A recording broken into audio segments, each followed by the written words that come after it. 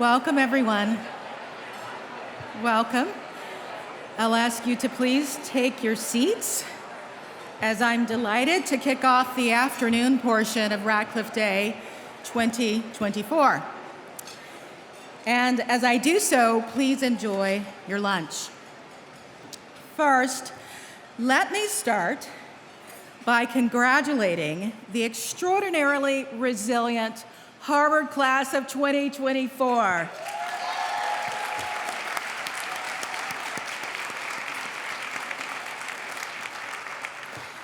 And of course, we're glad to be joined by Radcliffe alumni, many of whom are celebrating their reunions in the coming week. Let me extend special congratulations to members of the class of 1974 who are celebrating their milestone 50th anniversary.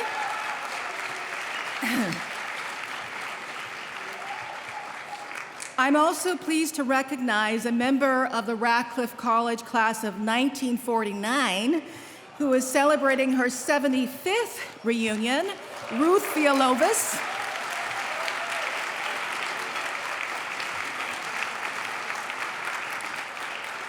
As I've said many times before, the Institute's work is animated by the legacy of Radcliffe College, and I'm grateful to the many alumni who stay in touch with us and who are with us today. Thank you so much. We're also joined by a number of special guests, and I ask them to please stand and be recognized as I call their names. I'm pleased to extend a very warm welcome to Interim President Alan Garber,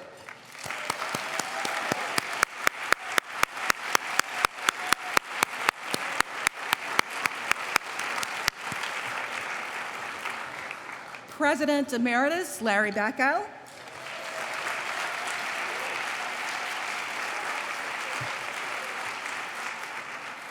Dean of the Medical School George Daly,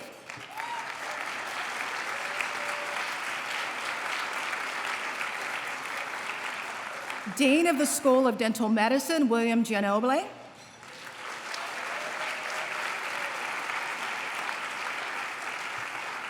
Graduate School of Design Dean Sarah Whiting,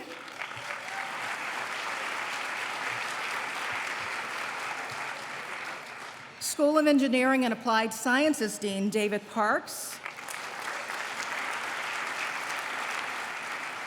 and members of the Harvard Corporation and the Board of Overseers. Please all stand and be recognized.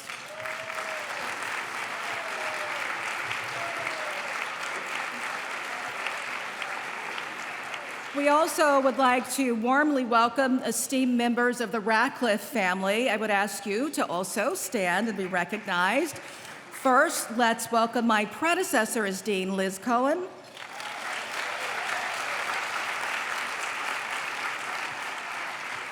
It's also a pleasure to welcome the Honorable Margaret Marshall, a former Radcliffe Medalist.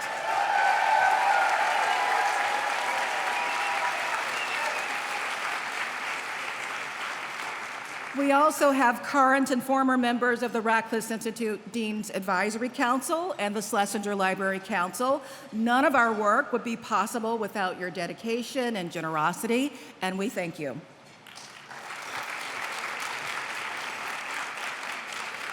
I'm also grateful to members of the Radcliffe Institute Leadership Society, the Anne Radcliffe Society, and Radcliffe Associates, and I want to thank all of our generous annual donors who make our work possible.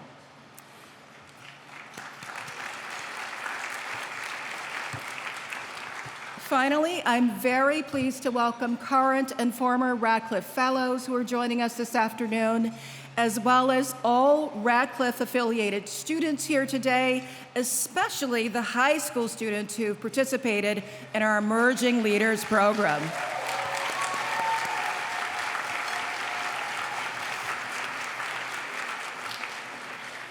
And now it is my distinct honor, on behalf of the Harvard Radcliffe Institute, to recognize Associate Justice of the United States Supreme Court, Sonia Sotomayor, as the 2024 Radcliffe Medalist.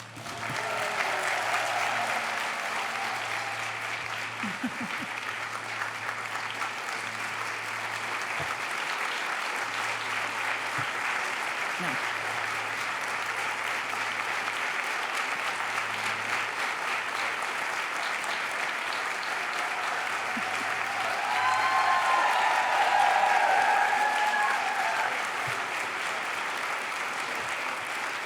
With unwavering determination, Sonia Sotomayor has advanced equality and opportunity throughout her life and over more than 30 years of service on the federal bench.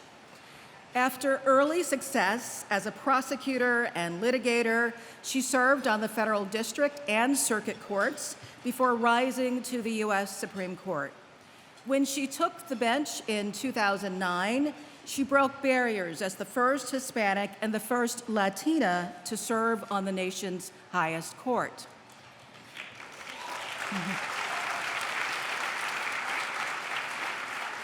As the Supreme Court's 111th justice and only its third woman, she's been a fearless and insightful interpreter of our laws and Constitution.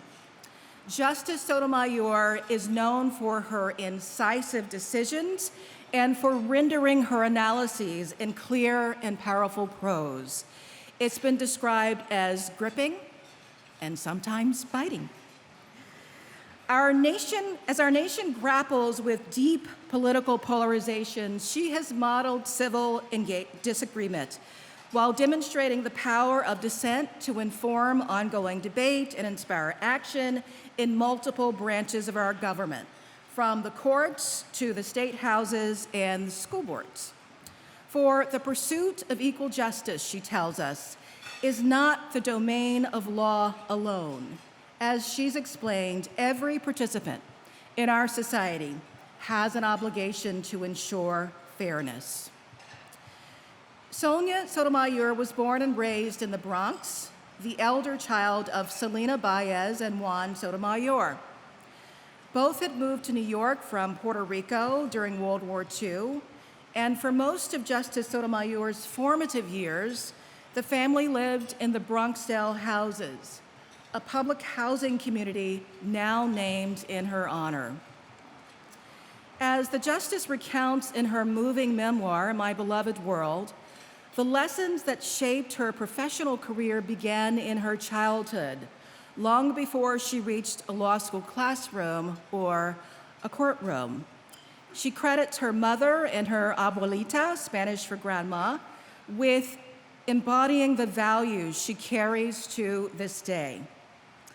A dedicated nurse with unwavering respect for education, her mother exemplified compassion and perseverance, and Justice Sotomayor's twin spirit, her abuelita, taught her generosity and the importance of connecting with others.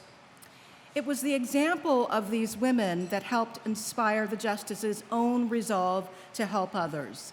She's explained, a synergy of love and gratitude, protection and purpose was implanted in me at a very young age, and it flowered in the determination to serve.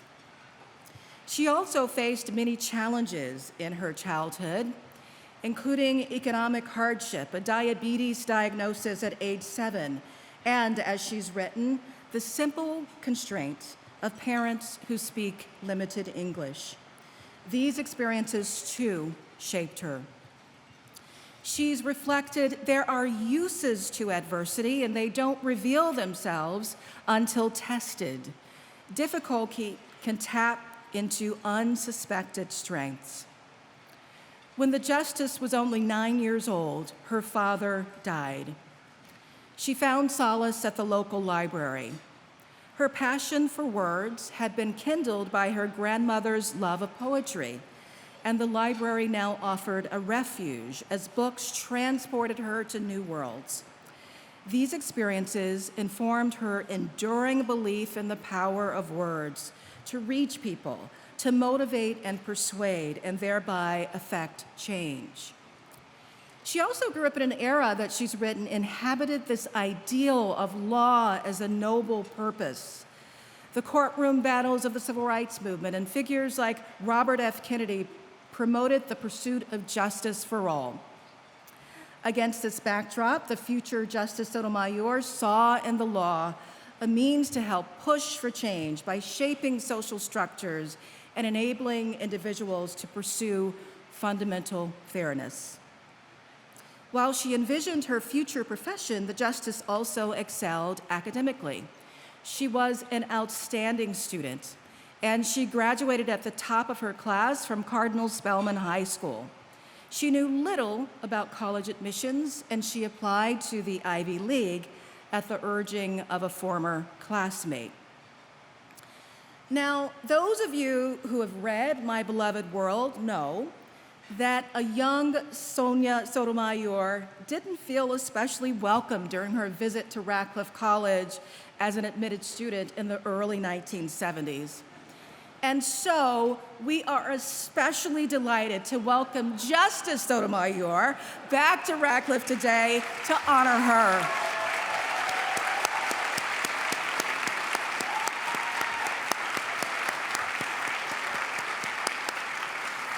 She ultimately attended Princeton University on a full scholarship, arriving on a campus where women, students of color, and low-income students remained underrepresented.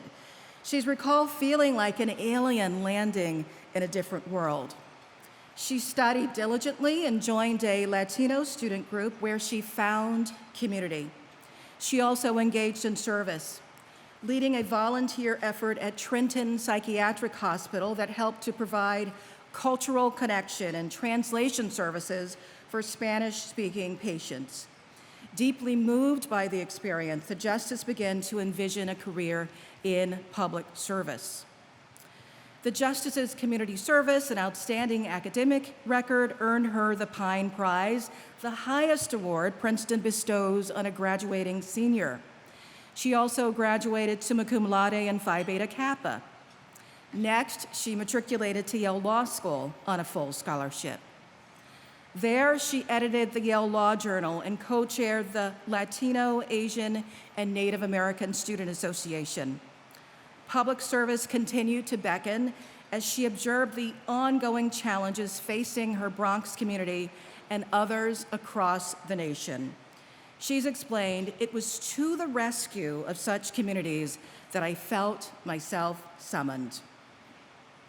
During her third year at Yale, she met Robert Morgenthau, the legendary New York district attorney, which led to a job as an assistant district attorney after graduation.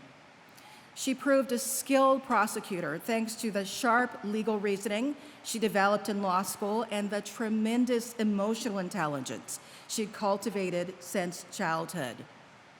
After 5 years in the DA's office, she joined Pavia Harcourt, a small private firm specializing in commercial litigation, where she eventually became a partner.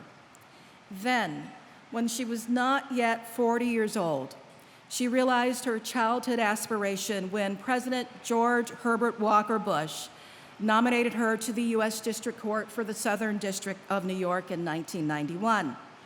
Once confirmed, she became the first Hispanic judge in a federal court in New York.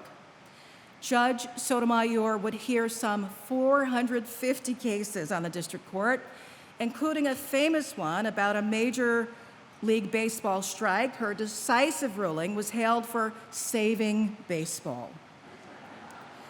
In 1997, President Bill Clinton nominated her to the U.S. Court of Appeals for the Second Circuit. With her confirmation in 1998, she became the first Latina to serve on that critically important court.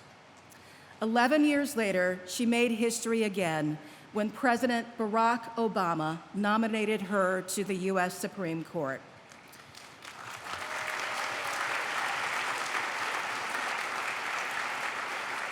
He remarked on that occasion that Judge Sotomayor would bring to the court not only the knowledge and experience acquired over the course of a brilliant legal career, but the wisdom accumulated from an inspiring life's journey. Over the 15 years she spent on the nation's highest court, Justice Sotomayor has ruled on the most consequential issues of our time. She has distinguished herself as an insightful interpreter of our Constitution and laws, and is perhaps best known for employing dissent to powerful effect. There are numerous opinions that illustrate the Justice's distinctive voice. I'll emphasize just a few. One of her first major opinions was a dissent in which she critiqued the majority's holding as weakening criminal suspects' constitutional right to remain silent. It was the first of many dissents she issued in criminal cases, including matters related to the death penalty and search and seizure. In one such case, concerning unlawful police stops, she not only underscored the disproportionate impact on communities of color, but also indicted the criminal justice system's failures using searing prose that, to one legal scholar, appeals to our shared humanity. The countless people who are routinely targeted by the police are the canaries in the coal mine, she wrote, whose deaths, civil and literal, warn us that no one can breathe in this atmosphere. Justice Sotomayor also has been an important voice in cases involving race-conscious admissions in higher education. In the 2023 SFFA case involving this university and the University of North Carolina, Justice Sotomayor's piercing dissent, which she read from the bench, insisted on the centrality of this country's legacies of slavery and segregation to interpreting the Equal Protection Clause. She wrote, "The 14th Amendment enshrines a guarantee of racial equality. The court long ago concluded that this guarantee can be enforced through race-conscious means in a society that is not and has never been colorblind." In a case last year concerning LGBTQ rights, Justice Sotomayor again examined history, tracing the development of the country's anti-discrimination laws, rights movements, and case law, including the landmark 2015 opinion that secured marriage equality nationwide. Just 8 years after that ruling, she noted, the majority held that businesses could refuse to create wedding websites for gay couples. In a sweeping dissent that she also read from the bench, Justice Sotomayor remarked, "Today the court, for the first time in its history, grants a business open to the public a constitutional right to refuse to serve members of a protected class." And she issued a call to the nation's citizens to uphold LGBTQ rights, given that the law would now offer more limited protections. And finally, she penned a joint dissent with Justices Elena Kagan and Stephen Breyer, disagreeing with the Dobbs versus Jackson Women's Health Organization holding that the federal Constitution does not confer the right to elect an abortion. The dissenting justices wrote that the decision would lead to the curtailment of women's rights and of their status as free and equal citizens. Justice Sotomayor's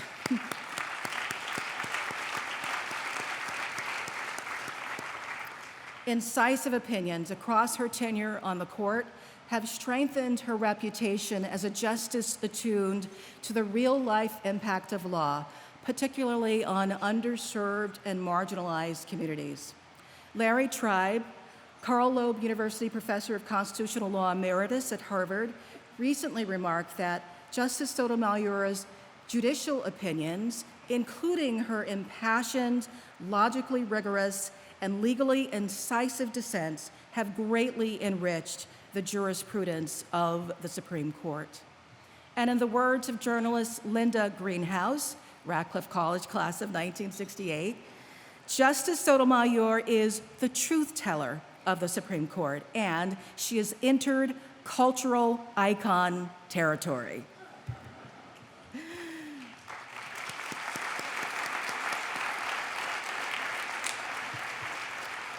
Beyond the courtroom, Justice Sotomayor has championed civic engagement and education.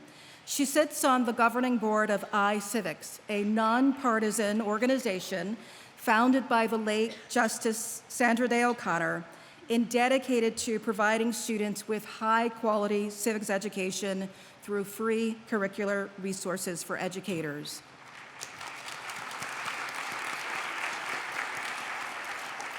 Alongside Justice Amy Coney Barrett, Justice Sotomayor has stressed the importance of civil exchange and how that's achieved on the court.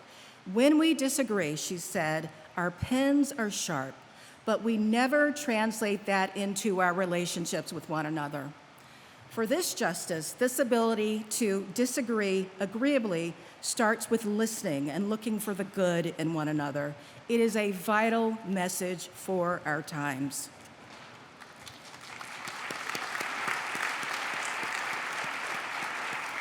For all of these path-breaking achievements and for her fearless commitment to advancing equal justice for all, I'm honored to recognize Justice Sonia Sotomayor today. And now I'm thrilled to welcome another trailblazing woman, Rita Moreno, who will deliver a testimonial to Justice Sotomayor's impact. Across her long and distinguished career, Rita Moreno has appeared in numerous theater productions, television shows, and feature films, far too many to name. Most recently, she starred in the films The Prank, The Family Switch, Fast 10, the 10th movie in the Fast and Furious franchise, 80 for Brady, and Steven Spielberg's remake of West Side Story, which she also executive produced. She's the author of the best-selling memoir, Rita Moreno, a memoir, and is the focus of the documentary, Rita Moreno, a girl who just decided to go for it. Rita has won all 4 of show business's most prestigious awards, an Oscar, a Tony, 2 Emmys, and a Grammy.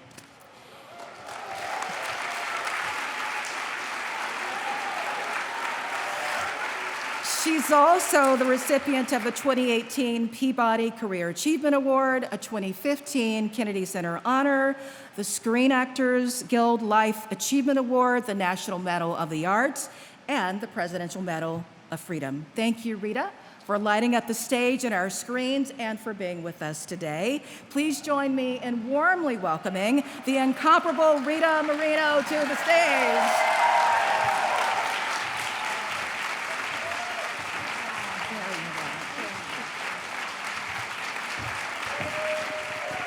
Whoa.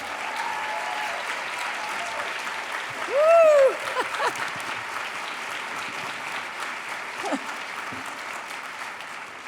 Aren't I wonderful?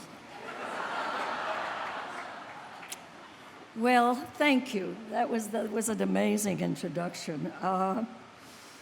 When I was asked to speak for this occasion, I immediately thought of Lady Justice, with her scales perfectly balanced. And of course, I speak of Sonia and her love of dangly earrings, which, by the way, keep her head right on the level. It's a Puerto Rican thing. And up front, you should know that we have out-admired the other since our very first meeting on the telephone in 2013. I was having lunch with my daughter when my phone rang, and it was Justice Sonia Sotomayor on the other end. Sonia's people had called my people, trying to connect us by phone to discuss the possibility of my voicing the audio recording of her first book, My Beloved World. Well, it was really a hilarious kind of conversation, especially for my daughter, to whom it was just a one-way business. We were like 2 pedestrians unable to pass in a hallway because they keep sidestepping in the same direction. Oh, I think you are the greatest. No, you're the greatest. No, but you are the greatest. You are great. And for a decade now, she's been a lifetime friend. And come to think of it, Sonia, you were right. I am the greatest.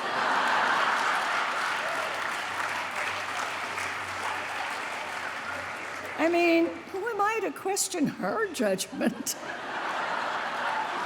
Right? Right.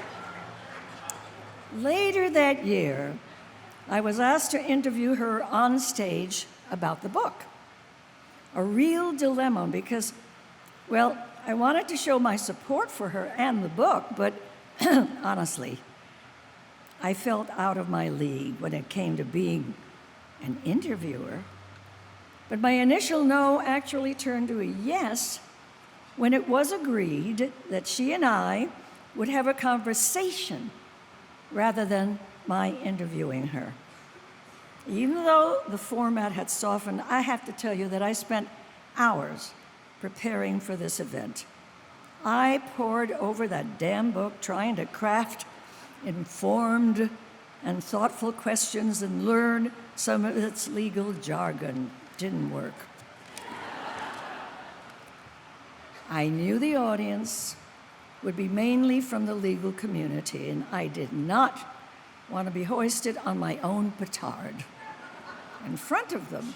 After all, I am an actress. I am not Howard Stern. So the moment arrives. The auditorium is filled and the spotlight is on our chairs, which we are now occupying. Thankfully, a few hours earlier, the justice and I met in her chambers, for the first time, by the way, to scope out the evening. I reminded her this was a conversation, and please, no interview, and she seemed just as pleased as I did with the new format. So to ease the pressure, she even agreed to my suggestion to ask the first question, or, at least to open up the talk. And there we are.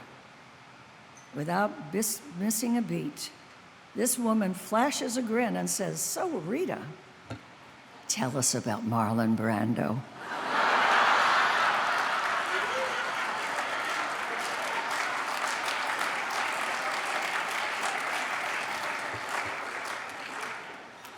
Well, the place exploded just like now, and we were off and running.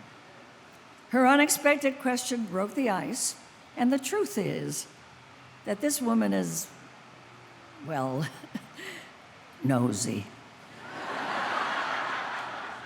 Behind that robe and gavel lives a woman who is just as human and relatable as anyone else. I will never forget her wisdom shared with the audience that evening. Listen, if you're intimidated by a task at hand, play it like a role.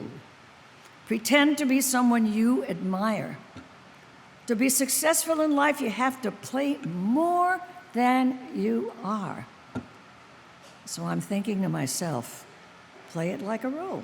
Hey, I'm an actress. I'm an actress. I can do this. So for the rest of the evening, I was Oprah Winfrey. When I was voicing the audio for her book, I discovered that in the early years of her career, lawyer Sotomayor served as an assistant district attorney in New York, a role that often demanded confronting the darkest aspects of human behavior. Among the most harrowing cases she encountered was one involving child pornography. The memory of that case was seared into her mind and now in mine as a testament to her commitment to justice and her deep humility and humanity.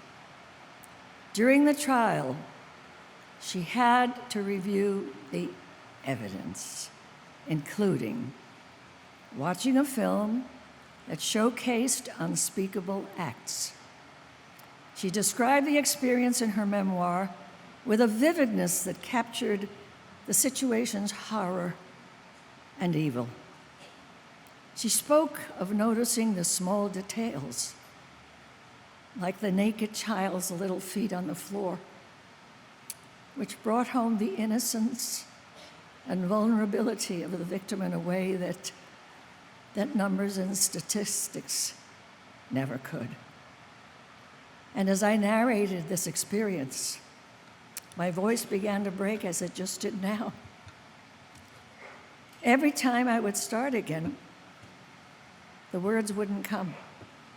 Only tears and then finally sobs. I suppose I felt the suffocating weight of her words as I read them out loud. So, in order to get over this, we had to break for an early lunch and find respite to regain my composure. The rawness of the imagery and the palpable compassion in her description speak volumes about her as a person. Here was a prosecutor who, despite the professional detachment her job often required, could not detach herself from the humanity of the victims whom she sought to protect. It underscored her profound empathy and her unwavering dedication to justice, not just as a concept, but as a lived reality for those who needed it most. Her journey from the DA's office to the Supreme Court has been marked by countless such instances where her compassion matched her legal acumen. Her ability to see the people behind the cases and recognize the pain and humanity they lived through, which has always set her apart. The combination of sharp intellect and deep empathy defines her legacy. And in the courtroom and beyond, Justice Sonia Sotomayor stands as a testament to the law's power to protect and heal. She is not just a figure of authority, but a beacon of hope, reminding us all that justice, at its core, is about people. Her passion for justice and ability to remain profoundly human in the face of inhumanity continue to inspire and move those who hear her story, just as it moved me that day in the recording studio. As I conclude my thoughts on Justice Sonia Sotomayor, I just love saying that name. Sonia Sotomayor.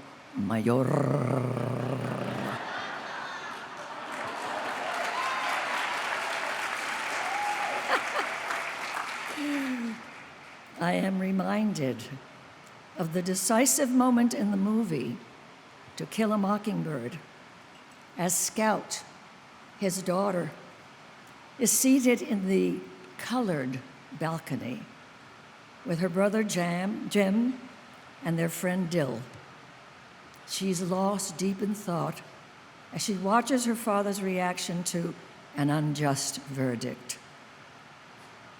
Her young heart is grappling with the harsh realities of prejudice and the loss of innocence. And then the Reverend Sykes gently leans down to Scout and says, "Miss Jean Louise, stand up. Your father's passing." It was a moment steeped in profound respect, recognition, and reverence for a figure who stood for justice against formidable odds. From experiences in the early years of my life and career, I know, believe me, I know and will never forget what it feels like to be sent to that balcony, to be given the role of observer, to be lost in thought and confusion about matters of diversity, equity, inclusion, and justice. So, like Scout, with all those still on the balcony, I stand up with deep respect for my friend, Justice Sonia Sotomayor, her rise from the Bronx to the highest court in the land. I mean, really. The Bronx? Or as we Puerto Ricans say, the Bronx? I mean, to the Supreme Court? Only in America. God bless America.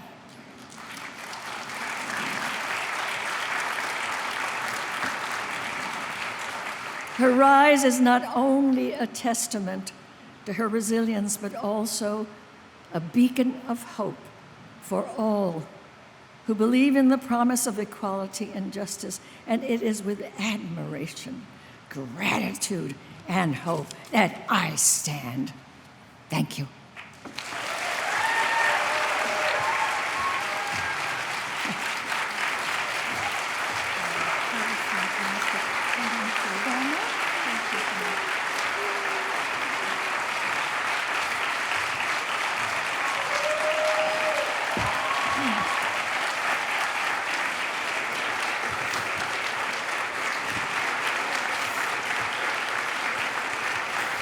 Thank you so much, Rita, for those moving words. And now I'm pleased to introduce this afternoon's conversation between Justice Sotomayor and my distinguished colleague, Martha Minow. Martha is the 300th anniversary university professor, former dean of Harvard Law School, and a 2017-2018 Radcliffe Fellow. She's the recipient of many honors and the author of numerous publications, including her most recent book, Saving the News: Why the Constitution Calls for Government Action to Preserve Freedom of Speech. Before joining the Harvard Law School faculty in 1981, Martha clerked for Judge David Bazelon of the U.S. Court of Appeals for the D.C. Circuit and for Supreme Court Justice Thurgood Marshall. Thank you, Martha, for joining us. And it's my distinct pleasure to welcome both you and Justice Sotomayor to the stage. Thank you.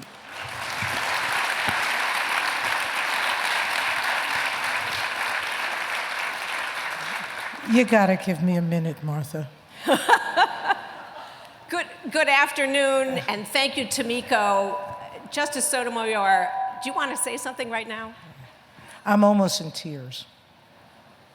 She is the greatest.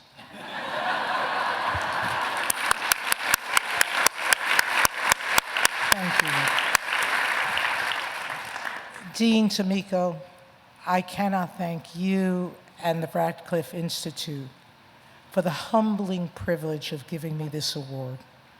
The past recipients are all giants, women who have led the world in such positive ways, including my two colleagues, Justice O'Connor and Justice Ginsburg.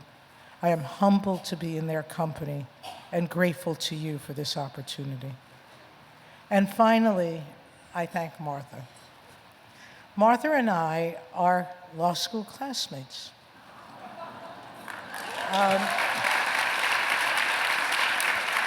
And we were friends then, because the one capacity that I have is A, to identify brilliant people. She was then and is now, but brilliant people with a heart. And Martha has spent her entire academic life not just mentoring her students, but using her skills as a professor and lawyer to better the world in every which way she could find. I'm eternally grateful for our friendship. And I told the dean that she sent Martha to ask me to accept the medal. And I said, she's a really smart dean. Thank you, Martha.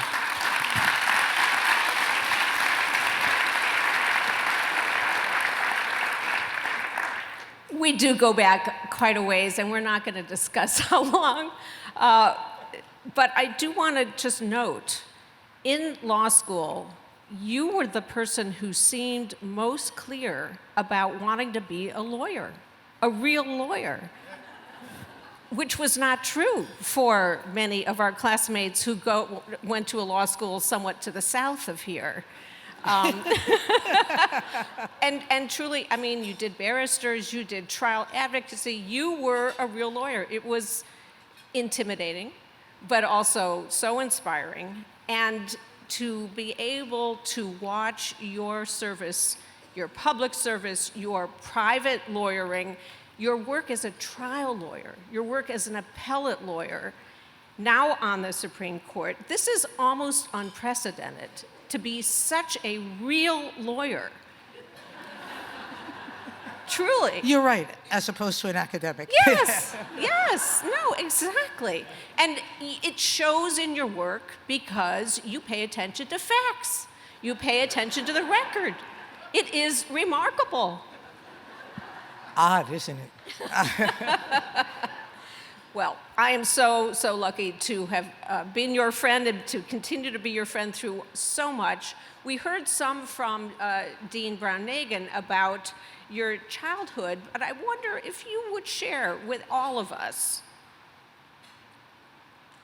Really, was it being a lawyer that you wanted to be? Wasn't there being a detective along the way that was also more interesting? You know, growing up basically in a public housing project in the Bronx, before the internet, for all these students who are here and don't know what life was like back then, and the fact that television was very nascent. Most of you don't remember that television really started to become popular in the 1960s, really in the 1950s and 1960s. But we didn't get a television in my home until the early 1960s or something around there. So there wasn't exposure to the larger world. And in public housing, I didn't know any lawyers or judges. And the police, generally, our interactions were not always positive. If you reported a robbery, they took a complaint and you never heard from them again.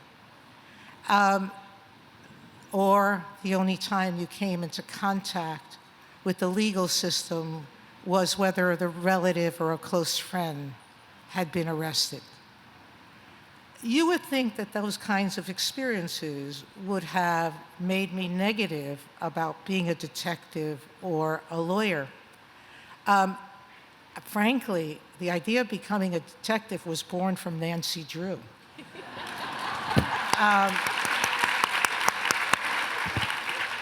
And thinking about that recently, I realized that I don't know that I was sophisticated enough to understand that detectives were police officers. I thought they were something else. It was law enforcement, yes, but not the local police that I came into contact with. So I think Nancy Drew became sort of a role model. And if you remember, her father was a lawyer. And I didn't really understood what lawyers did until Perry Mason. You see, Rita, I was in part a media child. But Perry Mason showed me someone who was helping people. Now, his story was completely unrealistic. I've been a judge now 30-odd years. I've read a whole lot of trial transcripts and watched a lot of shows. It's rare that a lawyer proves that someone's innocent and somebody else committed a crime in real life, okay? But I actually believed from Perry Mason that being a lawyer was a way to help people. And in my sort of 10-year-old mind, he also played detective. First half of the show, he investigated the crime, and the second half, he proved his client innocent. What a great combination. And then it was another episode in Perry Mason where Perry again did his act, and at the end of proving his client innocent, he got up and said to the sitting judge, "Your Honor," something to the effect of, "Please dismiss the charges against my client and release him from bail." And the judge said, "So ordered." And I was a little older then, probably about 11 or 12. And I looked at that moment and said to myself, Perry did all that work. But the person who had the last word was the judge. And there is the formation of an idea and the start of a career from such simplistic thinking. But what then happened is I grew up. I moved from 12 and got a little older. And as I started growing up in high school and in college, I was a little post the prime civil rights movement. But I was growing up in a world where Southern judges, all of whom had been raised in segregated facilities, all of whom their relatives and their family believed in the inferiority of races, who personally had no commitment to desegregation. These men broke with their cultures, subjected themselves to threats to their life and families, and followed the Supreme Court's ruling in Brown versus Board of Education. And as I read those stories, that's when I wanted to be a lawyer. And that's when someday I hope to be a judge, because those stories were not TV. They were not women, but they were brave men who believed in the power of law to form that more perfect union. And I believe it. You know, you're not knowing lawyers, nonetheless, you had amazing people in your life. And I think particularly of your mother. Yes. And I wonder what it was like for your mother to see the steps of your career and what influence she had on you. I'm repeating much that I've said in my memoir and throughout my life about my mother.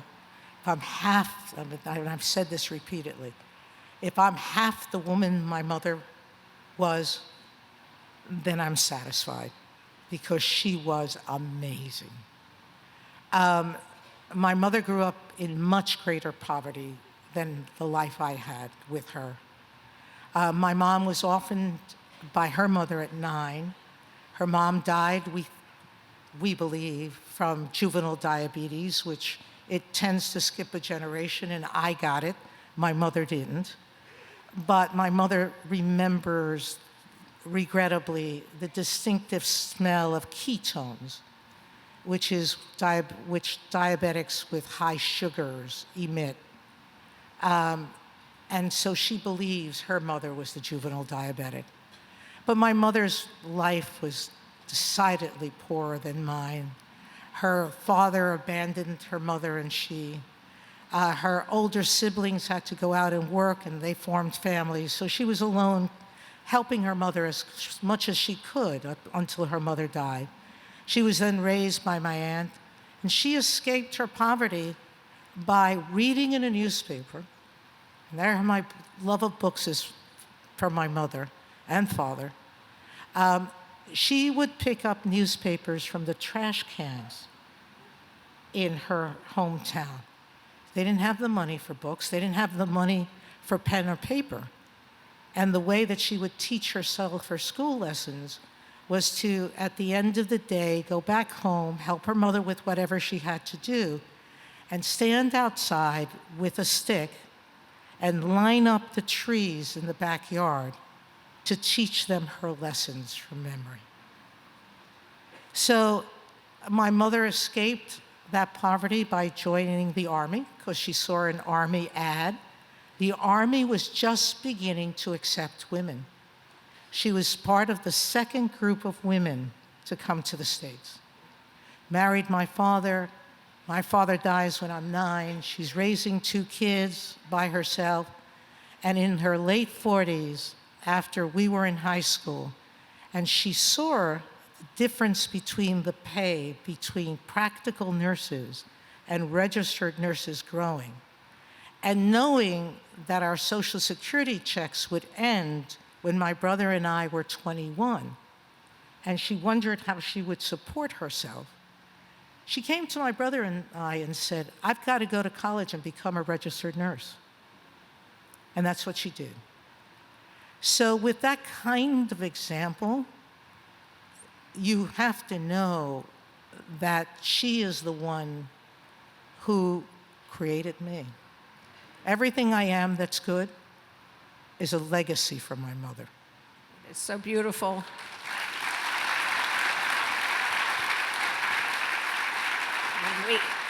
And we honor her memory. I know you lost her not long ago. One of the most painful moments in my life.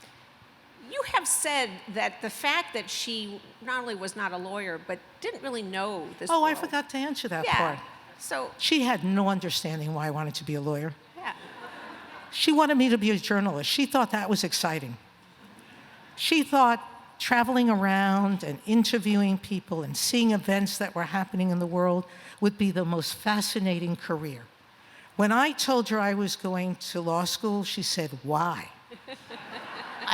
The only lawyers she knew were personal injury lawyers.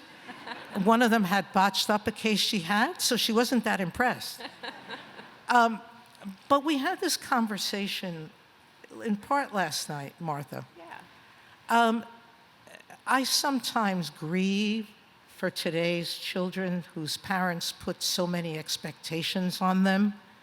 And when the kids falter a little bit or take a different path, are somehow disappointed in ways that kids feel from them.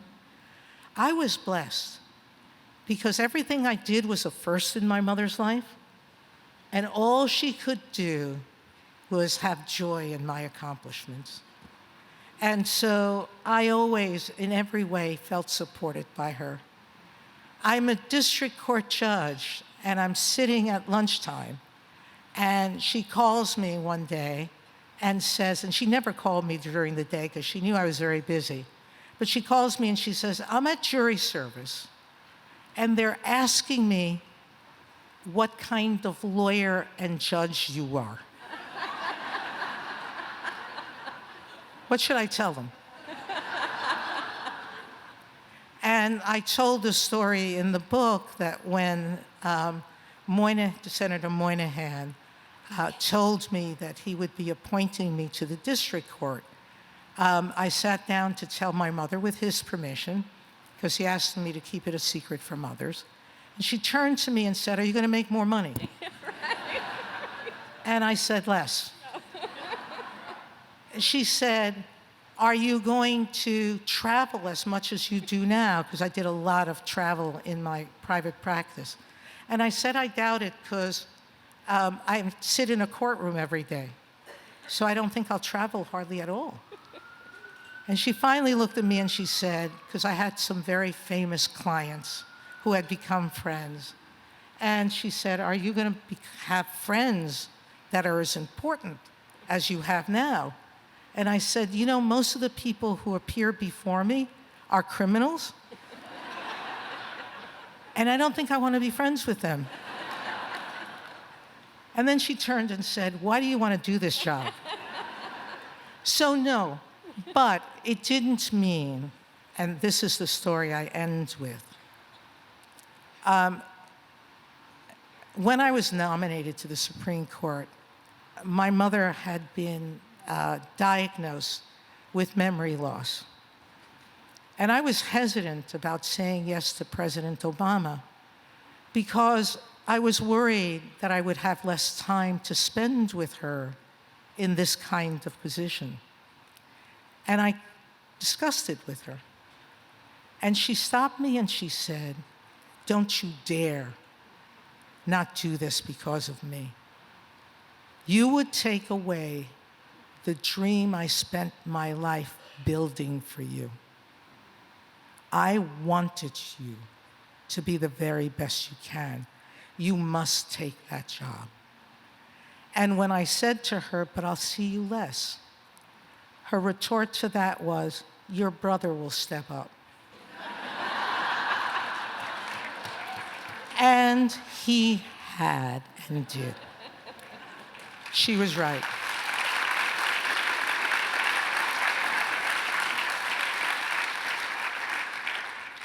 During Tomiko's remarks, we had the chance to see some wonderful photos. Particularly, I'm struck by the ones of you with some other justices, and particularly with some other women justices.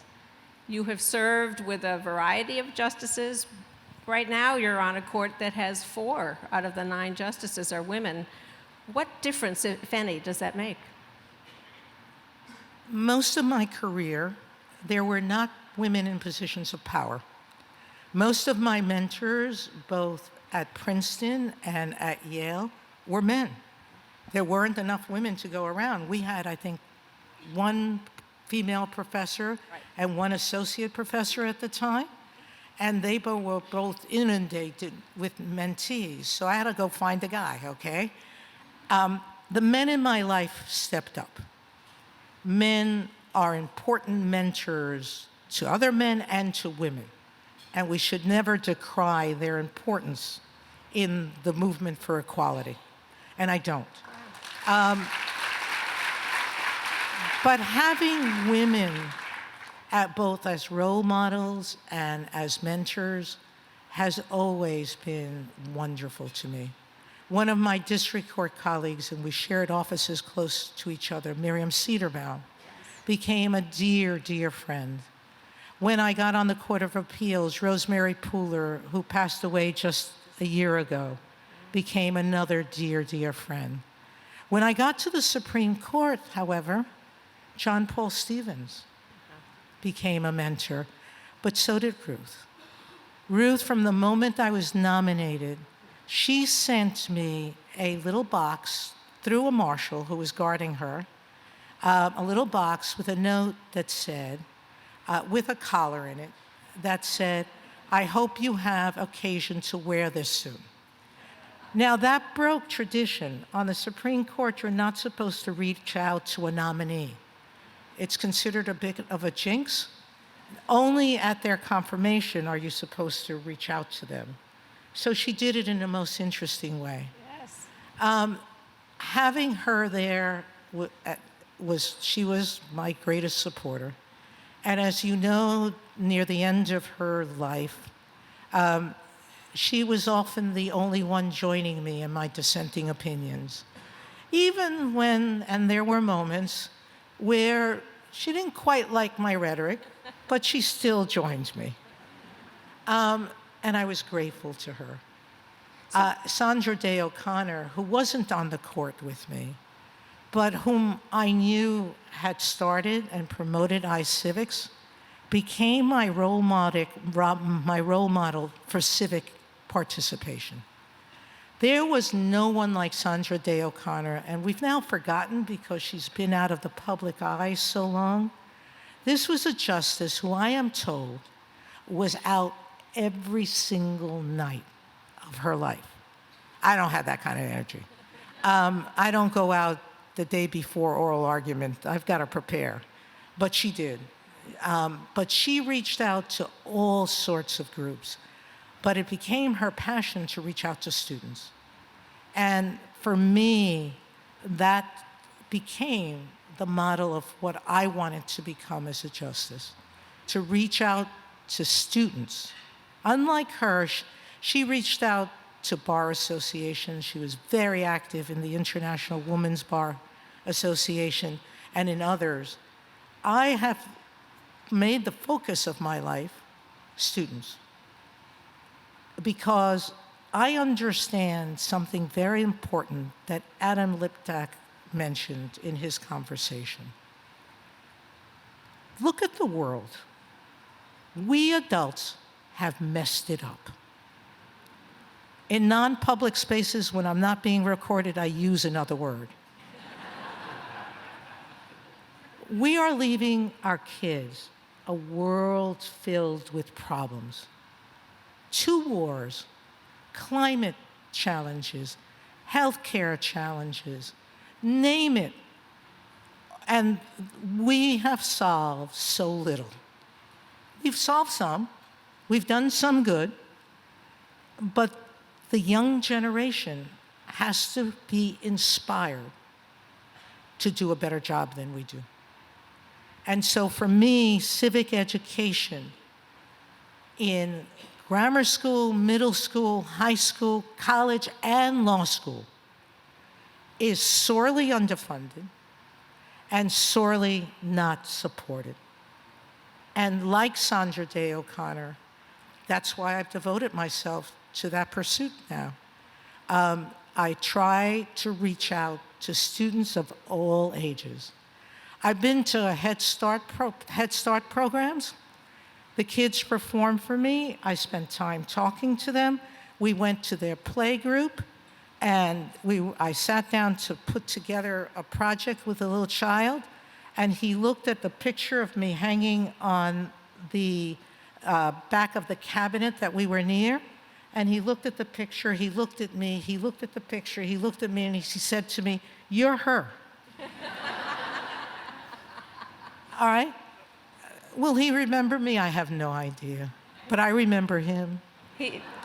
And that's how I feel about my enterprises, which is if I say one thing to any child in this room, and I consider you a child if you're younger than 20, by the way, because as you know, I'm celebrating a much bigger birthday this year. It's not that big.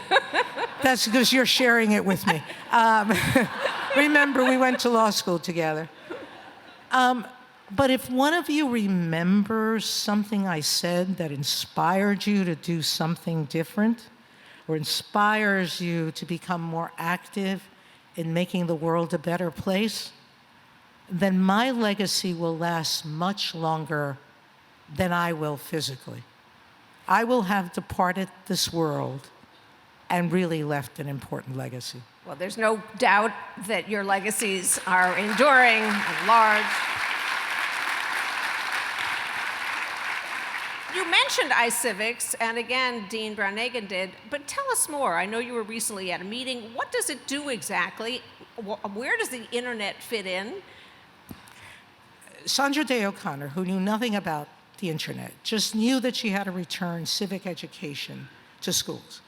It was her thesis that our partisan politics began to go down, our nonpartisan politics began to decrease when STEM started to take over in schools.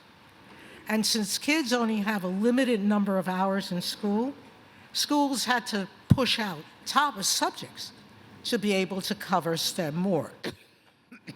And the first one they had to push out was civics. We invest 5 cents in civics and $50 in STEM. That's how large the disparity has become. And Sandra created this chart that iCivics sends out that shows as civic education investment reduced, partisan politics increased. It was an inverse correlation. So she got together a group of teachers and experts in education, and literally, even though she said no first, they convinced her the way to capture the imagination of children was through game playing. And a woman who has no exposure to computers, no exposure to game playing, doesn't like the idea of playing to learn because it was a serious enterprise for her, but she had the insight that they were right. So iCivics started as a middle school project in which civic education is taught through game playing. I challenged everyone in this room during this presidential election year to go on iCivics.org and play How to Win the White House. I challenge everyone in this room to play Do I Have a Right? And many, even lawyers, don't score 100% on the games. One of my law clerks came to an iCivics meeting with me brought the idea to her kids to play How to Win a White House, and she told me the next day that she didn't know her 15-year-old daughter stayed up all night playing that game. And she said I couldn't even chastise her because it was educational. Sandra's goal was to reach 10 million students. We're almost there if we haven't exceeded it. But our goal has broadened. I joined iCivics after Sandra stepped away from public life.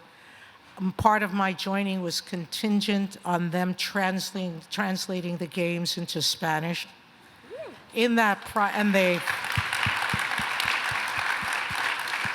think we have only one or two that have not gotten funding yet, but we're virtually there. But we've also expanded into grammar school. We have creating materials for primary school education in civics. We have materials for high school teachers that provide you with condensed lessons to teach Supreme Court cases. We're moving into creating some college materials. We are doing projects with city and local governments to teach children about those more local government entities and how you can become involved in there. And more importantly right now, and this answers or says something to Jerome, yes, I believe in internet learning, but you must start with social media literacy. And that, as a teaching tool, is missing from too many middle schools, high schools, colleges, and law schools. And we really, and iCivics is trying to move into that space now because we know the importance of social media as learning, but the danger it can also pose if you're not educated. So that's the work of iCivics. And we were at a board meeting Wednesday and congratulating the executive director of iCivics. Of the last 5 or 6 years that I've been on it, the movement has been extraordinary, the movement forward. Well, I salute your leadership of it. And one thing that I learned talking with Justice O'Connor, what helped convert her to games, is that people stay engaged, as you said, even when they are not succeeding. And that's been why the US military uses games for education too. Kids who are civically educated, statistically, are more likely to finish high school, more likely to finish college, and more likely to remain voters and involved in pursuing civic participation as adults. Civic education is critical not only to maintaining our democracy, but in also inspiring our young people to defend it. So one of the ways that you teach every year intensively for law clerks. So what is it that you are doing with your law clerks, and as an employer, what is it that you look for the opportunity to work with you is so coveted? I try to create family. And you have no idea how my chest swells when I see one of my law clerks, like Melissa Murray, at an event.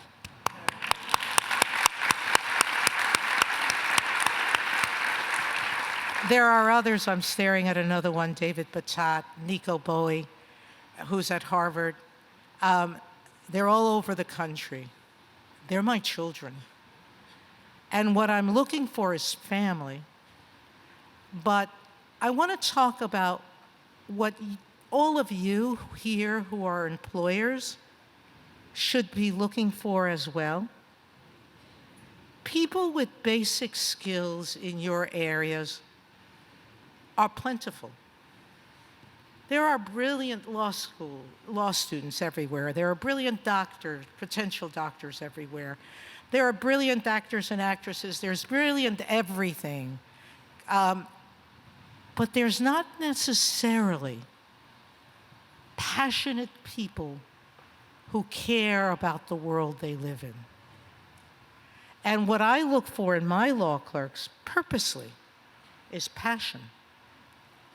And I don't care how the professors rate these students, and I get some stunningly positive reviews of potential law clerks. I have to see their heart. And it doesn't mean just their heart in politics or just their heart in progressive movements. I want to see them, that their resumes show me that they've been positively active in some part of community that can include the academic community that they're interested in. I have in my law clerk family an antitrust lawyer. He was in law school, this was on the Court of Appeals, in law school. He was already publishing with a professor in the field. And when I sat down to interview him, he engaged me. And I saw that passion and I hired him. And I love him. I have one law clerk sitting in this room who is passionate about going to criminal law. He did a year of it and just dropped that passion and adopted another. But I do know that he has and still remains very active in the world around him. That's what I'm looking for. But that's what all of you as employers should be looking for. Skills are important, but you can and should be mentors to people who, like you, want to make a difference in the world. And Nina, that was your challenge. I don't see where Nina's sitting. That was Nina's challenge, to pick 10 people that you are going to mentor. Well, you should be doing that in your workplace every day. You should be looking for those people who are making a difference, not just in your work environment, but outside it as well. So last week I met someone that you were doing that with, and it so stunned me. The first Latina to become a partner at a major white shoe firm in New York.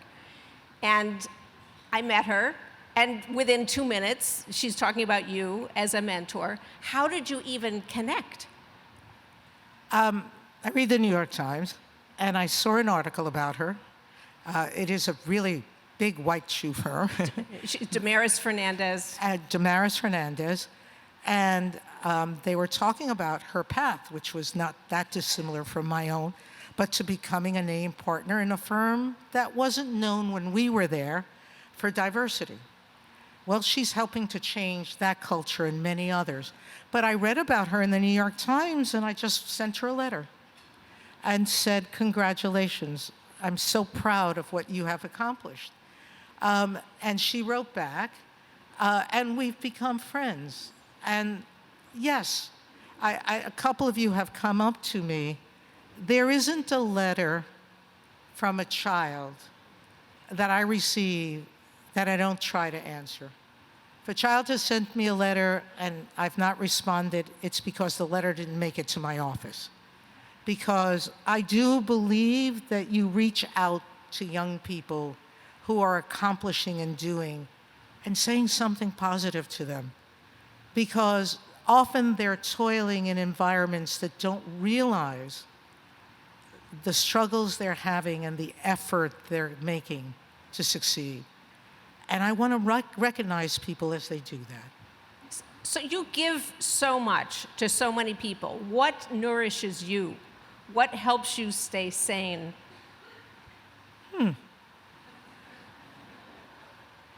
I love people. I really do. The dean and Rita were talking about the fact that I care about people, and I do deeply. I also try to look for the good in everyone I meet, even people that I vehemently disagree with. You know the bench I'm on.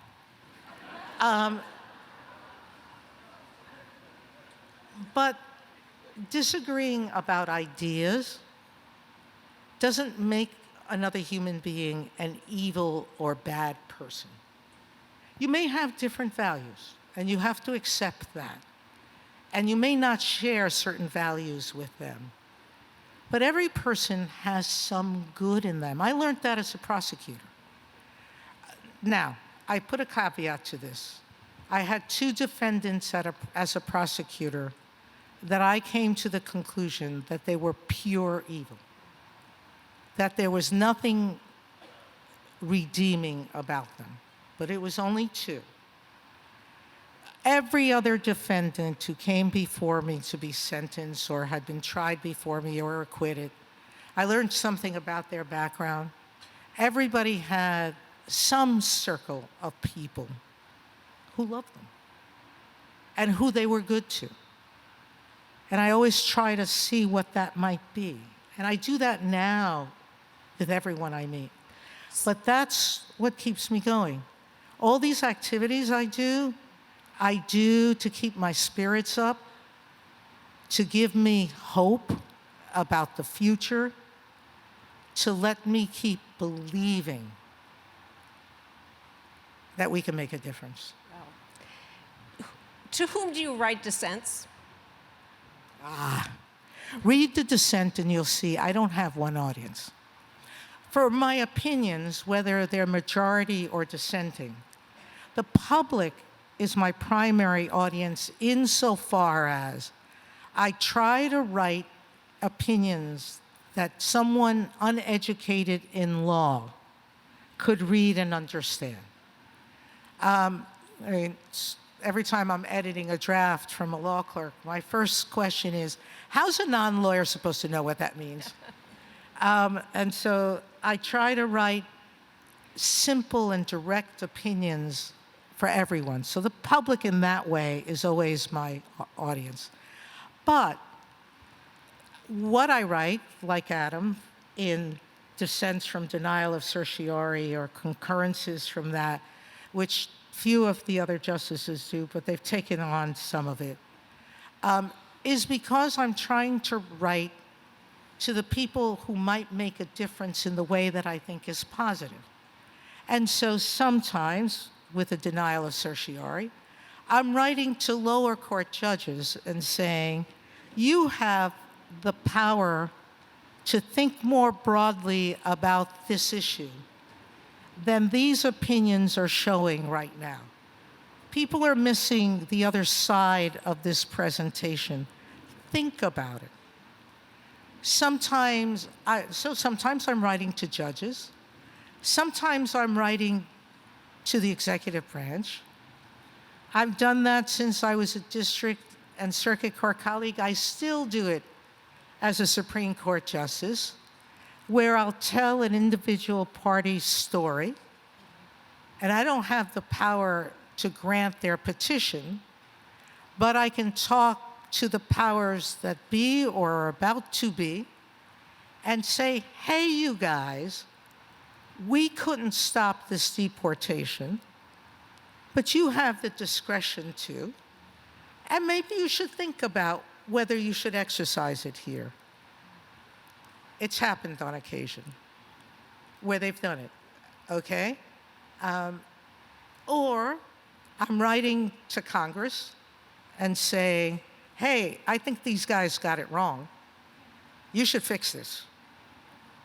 And sometimes, and often, I'm writing to the public now to remind the public of their power to change law. Now, we are in a representative democracy, which is very different from a democracy. Athens was a direct democracy, and it wasn't perfect. But it worked because of the homogeneity that Melissa spoke about. It doesn't work in a country now of 300 plus million people, is it that we are? We may be too big, but states are experimenting with referendums, and individual legislatures are subject to being taken off the job if enough people vote for someone else. And it's the voice of people, of their constituents, that can change laws that you think are unfair. I can't change laws. That's not my job. I can only tell you what the law says. But you have the power to make laws fairer. In your memoir, there's so much that's wonderful in it. If you guys haven't read it, you have to. And also listen to it because it's wonderfully narrated. Rita didn't know this, but she won an award for the best narration that year. And not only was she an actress, but I struggled to find someone, you know, it's hard to speak and read a book where you start as, the book starts with me as a 7-year-old child being diagnosed with diabetes and goes to when I became a judge in my 50s, a Supreme Court justice in my mid-50s. I needed a voice that could carry all those characters. She was brilliant. One thing you say that I can never forget is you say that you are an eternal optimist. How can I finish this sentence? How do you maintain it? Do you maintain it? What advice can you say to we pessimists? We did go backwards in Dobbs. I've said it's in my dissent, so I'm not saying something new, okay? We've taken away a right, and we've never done that in our history.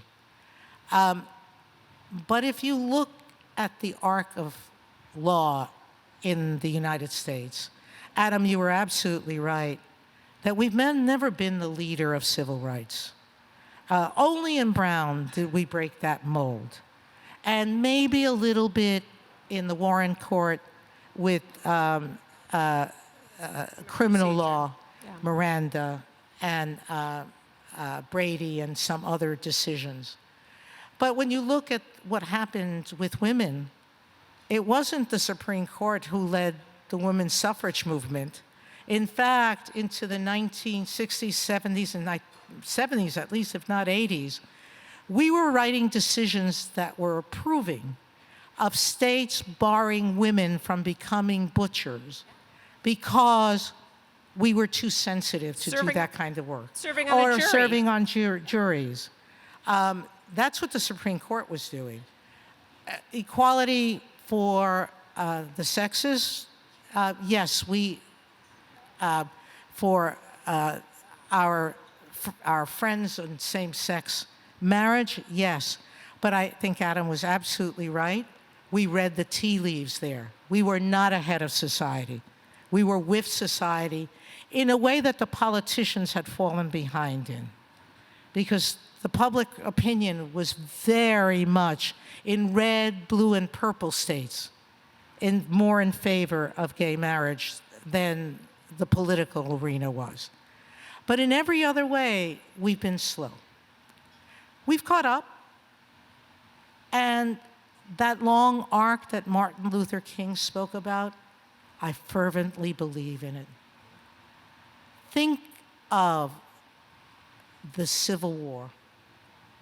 Dred Scott, and the Dred Scott decision didn't cause the Civil War, but it was one of the factors that fermented the discontent among the states.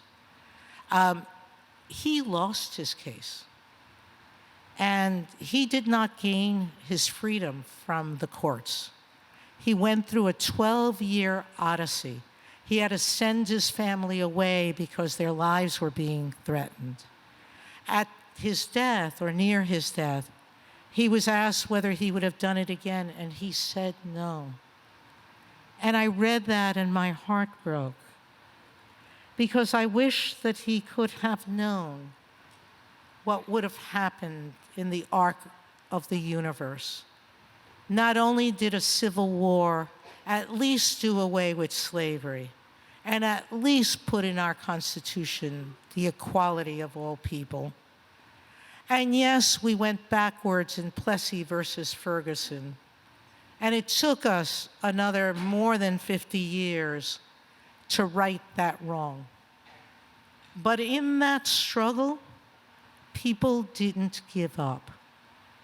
Throughout our history, men and women have given up their lives to secure our freedom and to promote our equality. There is no one in this room who's entitled to give up now. If others gave their lives,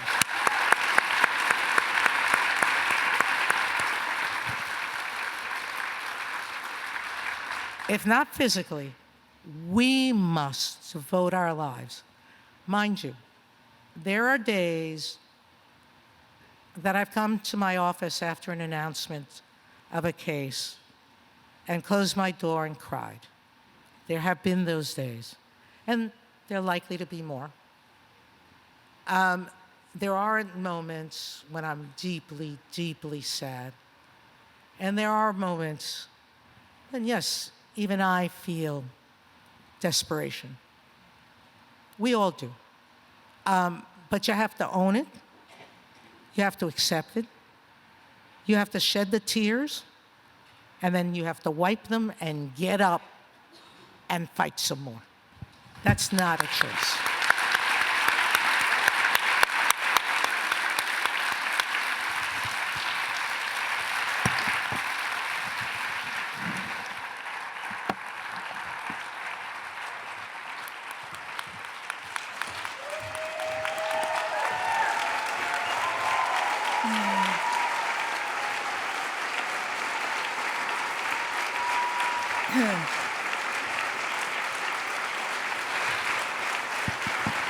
Thank you, Justice Sotomayor and Professor Minow, for that inspiring and thought-provoking conversation. And now, Justice Sotomayor, it is my honor to present you with the 2024 Radcliffe Medal. I'll read the citation.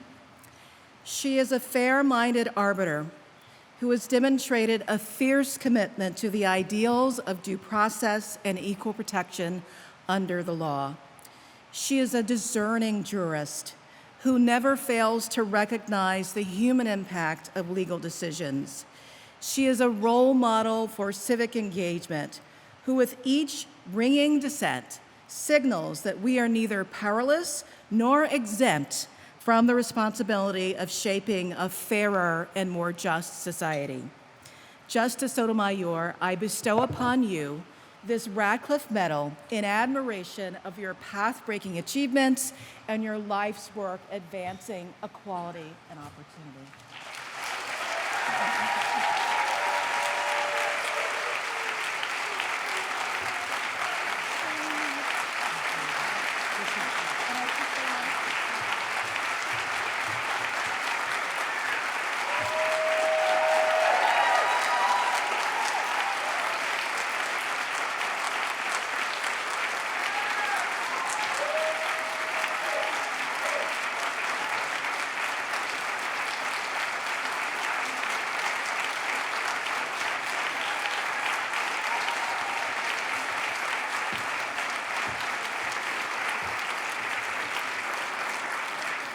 Thank you all for joining us today. Please join me in a final round of applause for our medalist, our moderator, and our distinguished speakers.